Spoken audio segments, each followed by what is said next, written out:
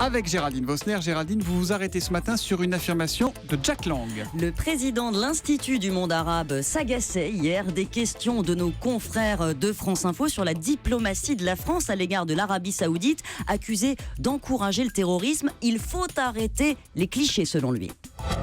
Je ne défends pas l'Arabie Saoudite, je ne suis pas son ambassadeur, mais il faut quand même là aussi que la vérité soit dite. Une majorité d'étudiants sont des femmes.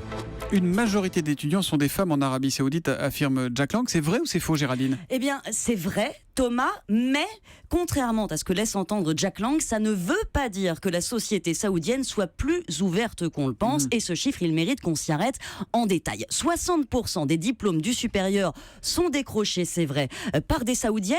Mais déjà, il faut savoir de qui on parle. Ces femmes ne sont pas libres. Seules celles que leur gardien, un homme de la famille, a autorisé à étudier peuvent s'inscrire à la fac. C'est moins de 30% d'une classe d'âge, déjà, ça limite. Ensuite, voyons le type de diplôme qu'elles obtiennent. L'OCDE nous donne un éclairage. Si elles sont nombreuses dans l'éducation, la santé, elles ne représentent que 3% des diplômes d'ingénieurs, le plus faible taux au monde, et elles sont absentes des meilleures universités du pays réservées aux hommes, comme celle des minerais, du pétrole.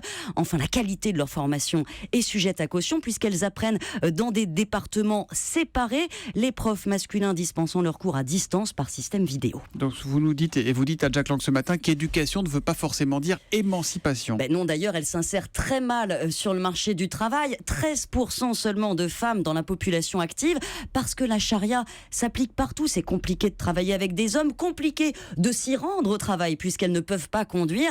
Donc même si le pays prépare l'après-pétrole, qu'il aurait besoin de ces travailleuses qualifiées, c'est surtout son image qu'il soigne. Et Jack Lang cède un peu aux sirènes de la communication saoudienne. On se dit à l'étranger que la société bouge quand on entend Jack Lang. On oublie la vie sous tutelle de ces saoudiennes.